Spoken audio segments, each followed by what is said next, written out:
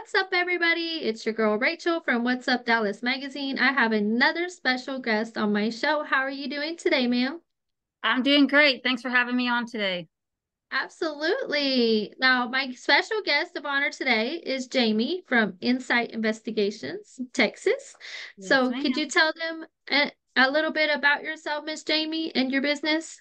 Sure. My name is Jamie Sterling. I'm Insight Investigations, and my company specializes in pretty much domestic affairs, which is background investigations on people, surveillance. We also do missing persons. We can even do insurance claims and personal injury claims.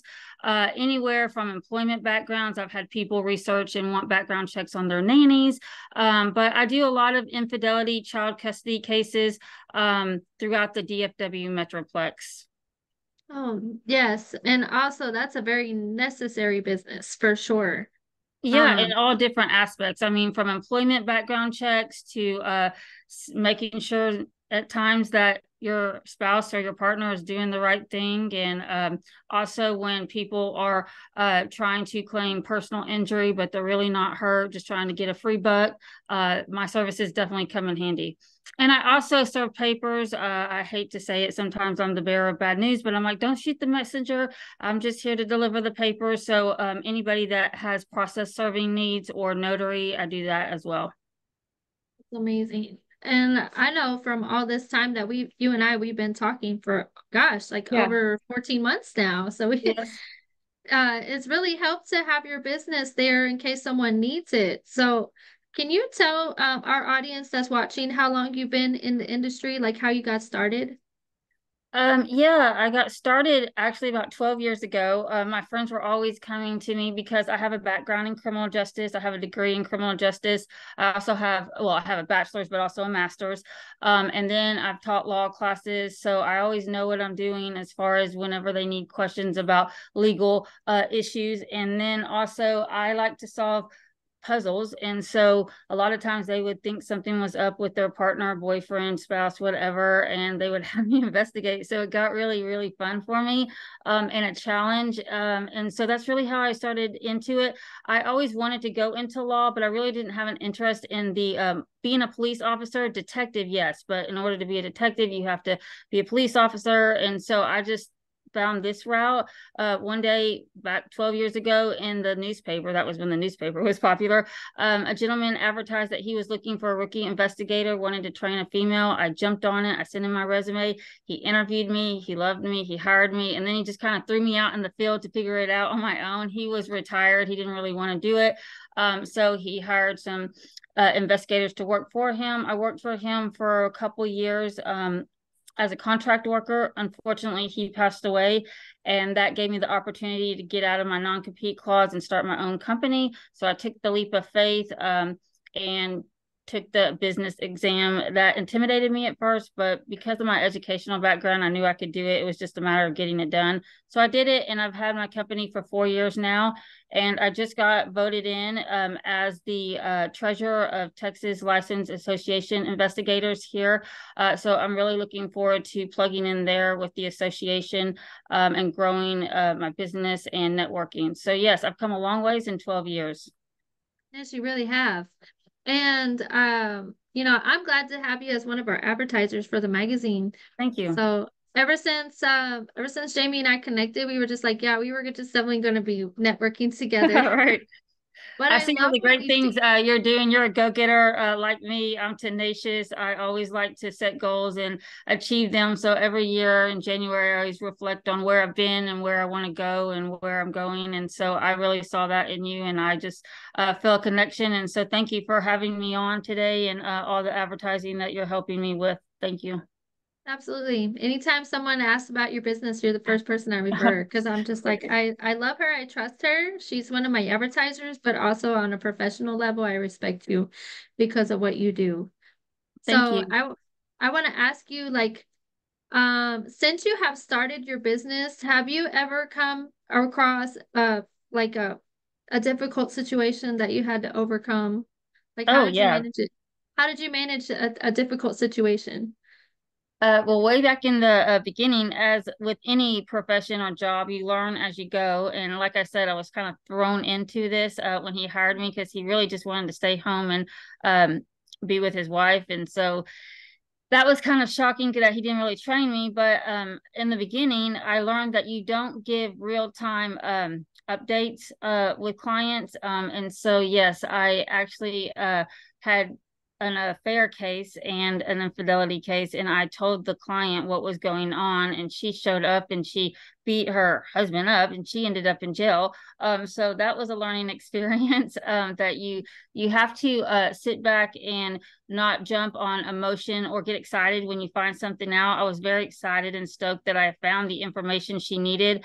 But a lot of times it's important to gain information and then just sort through it before passing that on, because there is a lot of emotions involved in this type of business. I remember, and this actually helps me as an investigator now, going through a divorce myself. And so I can really relate to people that are in this situation. It's emotional, it's trying, it's financially costly. So I think that helps me when I deal with clients because I can put myself in their shoes and tell them, give them advice on how to just sit in the emotion before reacting on it. Mm-hmm. Exactly. And I can see exactly where you're coming from, where you would have a difficult situation because people when they're trying to find something out, they want to know like right then and there so they Right. can handle it. But you definitely gotta be the smart one and be like, no, let's deal about it in a more professional manner in the right time. Right. And So sometimes they want to do my job for me, and I have to jump in and professionally and courteously say, this is why you hired me. So you got to trust me. Even though you may think that you know all the answers or that you want to do it this way, from personal experience and professional experience of 12 plus years in this business, I feel like I am very smart in knowing the right way to handle cases. mhm. And in your industry, is it ever changing? Like, is it always progressing and changing in different ways that you can help your clients? Yes, more so different areas like personal injury. Personal injury is getting more popular. Workers' comp cases, that side of the business is growing. Infidelity is sticky in the courts, but at the end of the day, it's a lot of times it's not about what they can gain in court. They just want peace of mind. They want to know. So even though it might change in the courts what's acceptable, like infidelity doesn't matter when it comes to child custody, like whether or not they want both parents to have a relationship with the child, but it does monetarily have something to do with it. Like they'll take that into consideration when they get into the finances part. But it is something that I would want to know. And so a lot of times clients have even just wanted the answers in an envelope so that at a later time, if they feel like they are ready to handle finding out, they have it. So yes, it might change in the courts, but at the end of the day, infidelity, cheating, it is what it is, and people still want to know most of the time. Absolutely.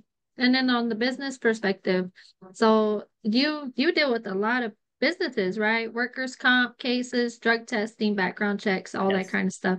Yes. Can you go into a little bit more detail about how someone can get a hold of you for those type of services? Because we have a lot of businesses that watch our channel.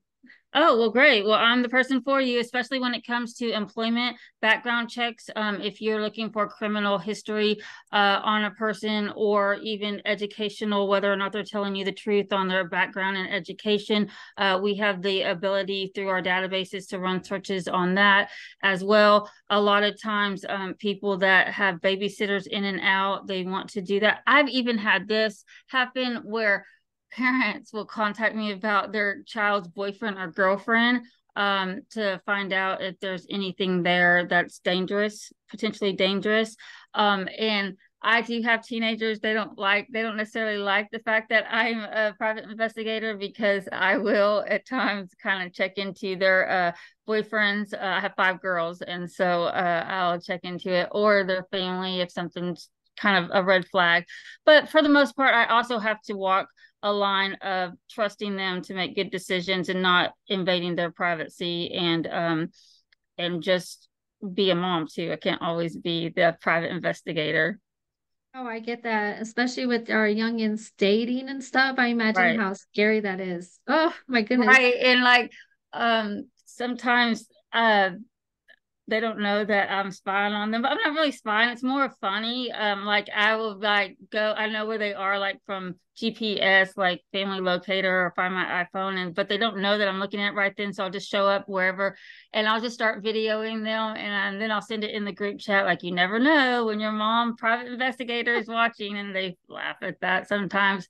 Um, and then they, on non-dangerous cases, they've come along. Sometimes it's been very beneficial to help me blend in. Like if someone has in their court order that their soon to be ex can't be around the opposing part, the same sex party, then I will have to like go to a soccer game or something, and I have to blend in. So my kids and I will go play soccer out at the soccer field just to see if they're following the court order and that they don't have the person of the, sorry, opposite sex, or a dating relationship, I should say, Right. during the interim of a divorce. That is often put in there that they can't have a intimate relationship around the kids until the divorce is final. Oh yeah, I understand that one. Yeah. So I want to ask you something kind of like a fun question. So like the movies portray like and they portray like the Dick Tracy kind of stuff. Mm-hmm. Is your job like that, or is it not really like the TV makes it? I mean, it can be. Mhm. I feel like female investigators are better than male investigators because we just blend in a lot of times, and nobody suspects a female to be an investigator. I mean, times have changed, yes, but it's just easier, I feel like. And even my male investigator friends say the same thing. But I have had a gun stuck up to my head. It does get scary. It can be dangerous.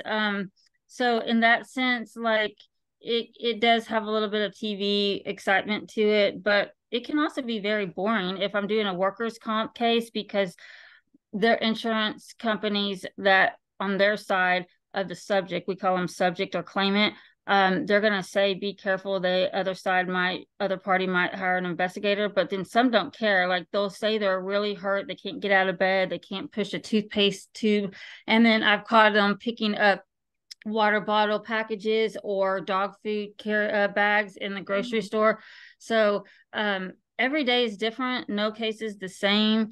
And some people are truly hurt. Some people aren't, and they're just trying to get a free buck. Some people are cheating, and then there's some clients that are just paranoid, have the money, and are bored, and just want to find out nothing. Absolutely nothing. Yeah. Yeah. Right. Yeah. Well, I mean, that's like whole industry that you're in. I can imagine it's kind of like a male dominated industry. It So is. you being like a woman owned business and in this industry, like what difficulties have you faced just being a woman in the industry? Well, I feel like the hardest thing is when I do have male clients, they want to tell me how to do the job and run over me as far as that, but I have to stick to my guns and put my boundaries up. As far as other professionals go, it's when there's an issue, when we're talking about an issue, then they feel like their opinion is the only right one. They don't really want to look at the other side of an issue or talk about things. They just think it's their way or no way. And I think it's Mhm. more the older generation that I feel like I struggle with. Like they only want to do it how the old times did it and not the new times. There's different techniques these days. So but I am always one to collaborate, and I definitely like to listen to my elders because they have been doing it longer, some for 30 plus years. And then cops, dealing with cops that are now investigators, there's a different level there. They think they're right all the time. Mm. I But I understand love that one cops. I too. do love police officers, but sometimes they blend into investigator, the profession of investigating, and it's just different. But Mm. I feel like I'm very personable, I'm very relatable, I'm very understandable, and I'm very easy to work with and get along. So I have some really good investigator friends that I collaborate with that help me out when I need them to help me with the job or give me advice, and vice versa. Mm-hmm. I think So it's thank very important with any profession that you collaborate with your fellow employees or even other investigators or workers so that you can grow yourself and not just stick in a bubble. That's true. Yeah, because you can't grow, you can't Right. it's not normal for us to be by ourselves. So, collaborating, working together, just, continuing your craft with people that are like-minded as well, is definitely necessary. I can see that. I I can see that agree. for sure. Yes. So I would like to know, how are you handling being a private investigator and the mom life? How are you balancing that? Well, now it's much easier. My kids are grown. They're mostly in college. I have a lot of kids, but the five girls, they're in the two are left in high school. The other three are in college, and they all have cars. And pretty much, my last one just turned 15, and she got her permit. So it's much easier. Back in the day when they were little, um, at one point they were five and under, all five, because I have twins. So Mhm. that was really challenging. A lot of babysitting in order to do the job. And like you could imagine, a lot of it's at night and on the weekends. Luckily, I had a fantastic mom. And when I was single and still, although I'm not married, during that time, she lived with me. So it was very Mhm. easy when I got called out to go out in the field. But it is hard. Luckily, most jobs, when it comes to surveillance, you have a flexibility of a couple of days that you can work with. So if they have something going on, then I can still go to their events and then still do the surveillance. It is a job that can be flexible at times, but there are times that it is what it is. I just have to miss their event, but it's not as much as it's not as hard as it used to be back in the day when they were little. Yeah. Yeah, I've been the single mom too, so I can Yeah. understand about working and missing events, and especially when they're like little and stuff. But I thank Right. my parents for being able to help me as well. Yes. So so also, Jamie, I don't know if you know this, but we have a lot of young viewers on our channel. Okay. So if there is somebody out there that wants to do what you're doing, what would you tell them? My first thing would be practice, practice, practice. Like you can pick up cold case files from the internet, and there's a lot of opportunities out there of organizations that are just needing volunteers to help them. And solving a case like infidelity or workers' comp is like putting the pieces to the puzzle together. And so I would start there. Then I would also start with picking up reports and trying to you have to be good grammatically, like you have to be able to write a report that would stand up in court. So practice that, focus on your English skills.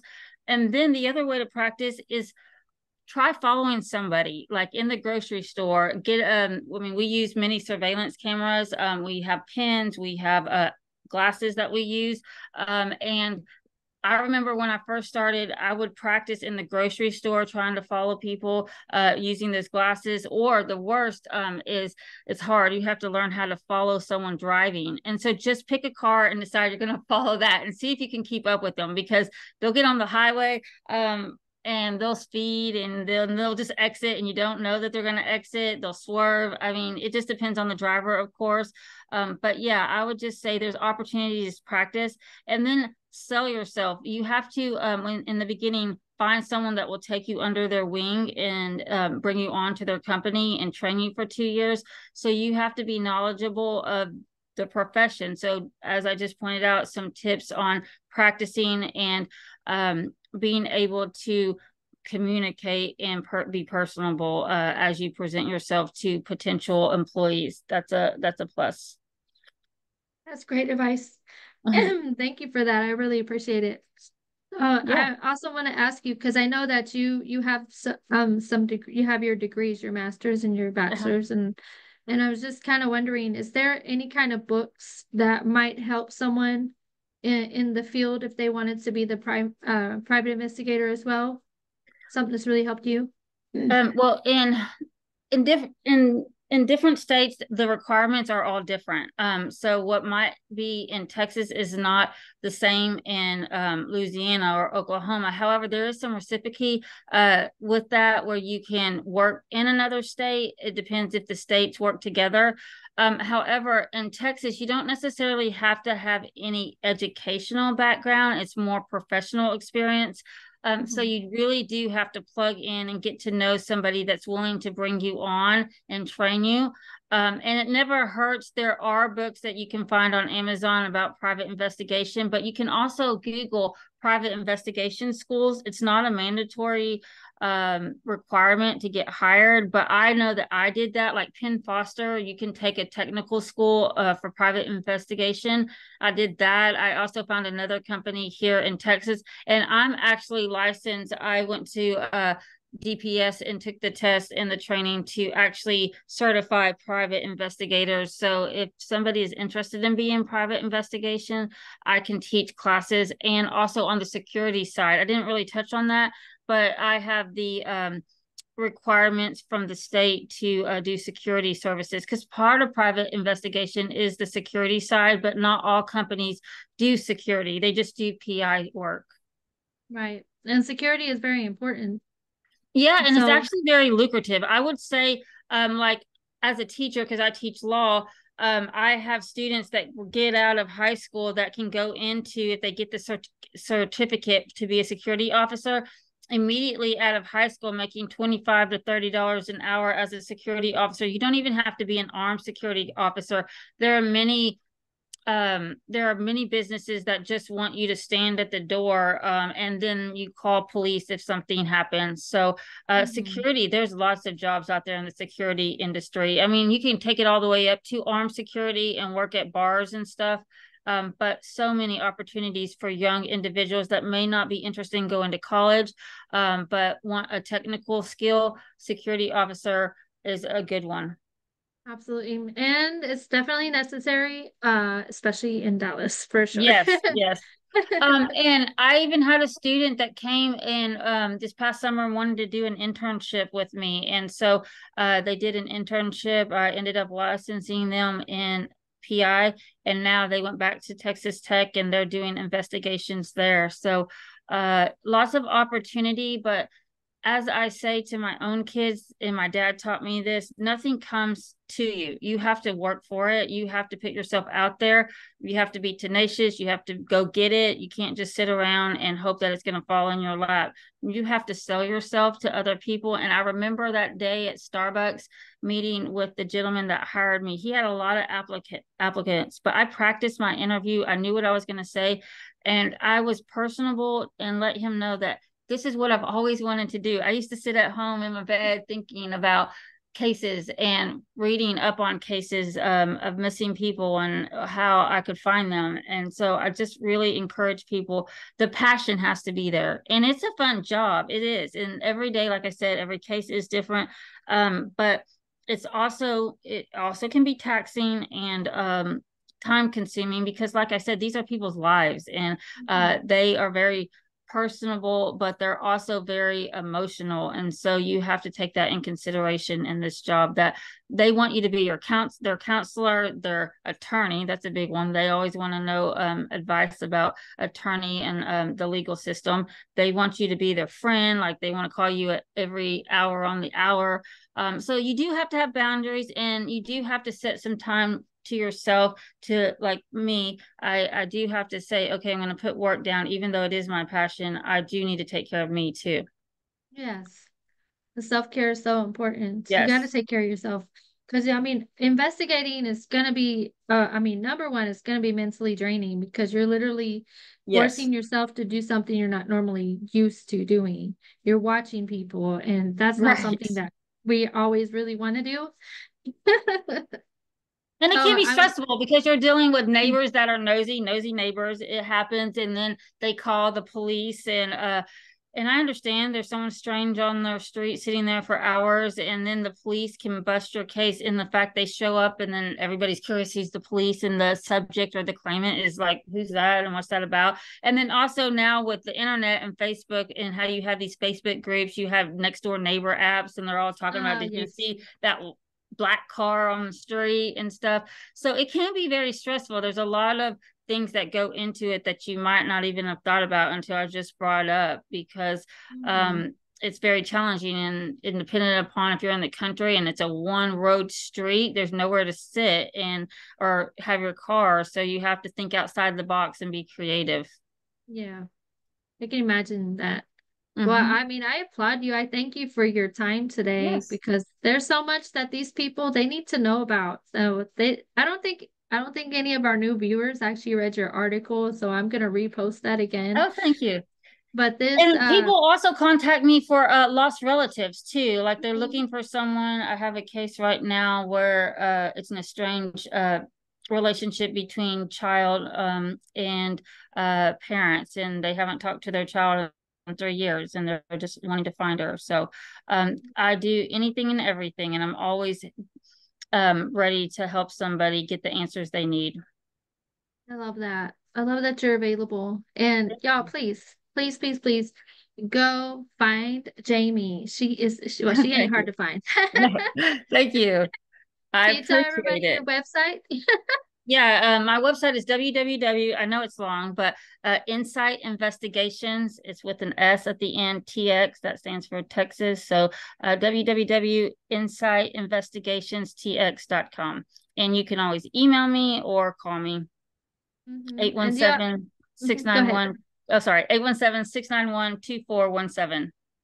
Perfect. Do you also have a social media or do you try to stay off social media? No, I'm on social media on pretty much everything. I'm on Instagram, all under Insight Investigations. But I have a Facebook and an Instagram and a TikTok, but I need to be more adamant about putting more things out there on that. But yes, I can be found on social media.